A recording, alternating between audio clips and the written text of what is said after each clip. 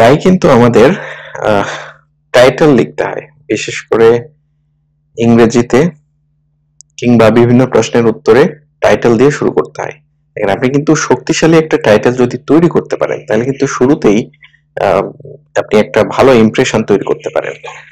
তো এটার জন্য আপনি ফলো করতে পারেন নিউজ পেপার গুলো যেভাবে টাইটেল লিখে। তো আমি আপনাদেরকে সংক্ষেপে 4টা জিনিস মাথায় রেখে সুন্দর টাইটেল তৈরি করার একটা উপায় শিখিয়ে দিই। যেটি হচ্ছে যে প্রথমেই আপনি যে বিষয় টাইটেল তৈরি করবেন সেটার মূল ভাব চিহ্নিত করুন। চিহ্নিত করার পর আপনি দেখবেন সেটা ইতিবাচক সম্ভাবনাময় নাকি সেই ধারণাটা নেতিবাচক, নাকি সেটা দ্বার্থক, মানে সেটা ইতিবাচক এবং নেতিবাচক দুই রকমেরই হইতে পারে, দুই ধরনেরই হইতে পারে, তার মধ্যে দুই ধরনের অর্থই আছে সেটাও হইতে পারে, নাকি নিরপেক্ষ, অর্থাৎ সেটা আসলে কোনো মানে নিরপেক্ষ একটা বিষয়, কোনোটার ইতিবাচক নেতিবাচক কোনো দিকেই আসলে যাওয়ার মতো না।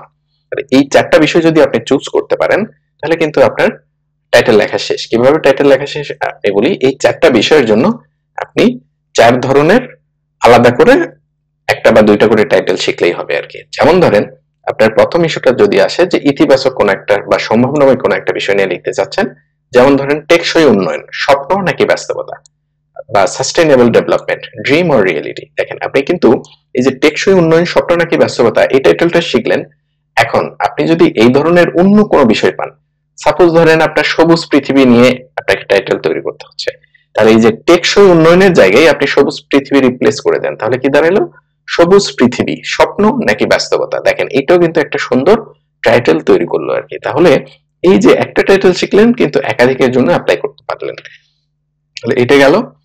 এরপর হচ্ছে, আপনি নেগেটিভ ইস্যু বা প্রবলেম বা চ্যালেঞ্জ এই ধরনের ইস্যু যদি থাকে, সেটার জন্য আপনি আলাদা করে 2-3টা টাইটেল শিখতে পারেন। যেমন ধরেন, the scream of war, a humanitarian crisis unfolds, মানে কি যুদ্ধে ক্ষতবিক্ষত পৃথিবী, মানবিক সংকটের একখান। দেখেন, এখানে যদি আপনি এখন রিফিউজি নিয়ে লিখতে হয়, আপনি এখানে যদি লিখতেন রিফিউজি ক্রাইসিস বা রিফিউজি, এ হিউম্যানিটেরিয়ান ক্রাইসিস, সেক্ষেত্রেও কিন্তু দেখেন আপনার সুন্দর একটা টাইটেল তৈরি হয় আর কি।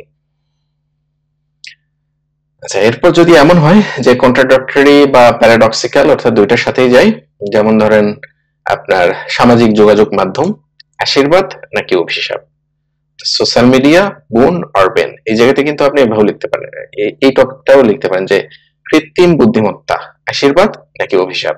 এই বিষয়গুলোকে কিন্তু আসলে দুই ভাবেই ব্যাখ্যা করা যায়। তারপর হচ্ছে, আপনার যদি নিউট্রাল, নিরপেক্ষ বা বিশ্লেষণমূলক কোনো প্রশ্ন থাকে, সেখানেও আপনি শিখতে পারেন। আচ্ছা, টাইটেল লেখার সময় আপনি 2-3টা ফর্মুলা 2-3 ভাবে লিখতে পারেন। একটা হচ্ছে, আপনি একটা প্রশ্ন ছুড়ে দিতে পারেন, যেমন দেখেন যে রাজনীতি নাকি ক্ষমতার খেলা, politics or the game of power, আপনি প্রশ্ন ছুড়ে দিলেন। তারপর হতে পারে যে এই যে আপনি কোলন ব্যবহার করে লিখতে পারেন যে বৈজ্ঞানিক উন্নয়ন, আশীর্বাদ নাকি ঝুঁকি, বা এই যে আধুনিক সমাজ, আমূল পরিবর্তন। তারপর দেখেন, এই দুইটার বাইরে আরেকটা স্টাইল হচ্ছে যে ক্ষমতার গোলকধাঁধা, দ্য ল্যাবিরিন্থ অফ পাওয়ার, মানে একদম সংক্ষিপ্ত প্রশ্ন বা কোলন, এরকম কিছু থাকবে না আর কি। তো এই 3টা স্টাইলে আপনি লিখতে পারেন আর কি।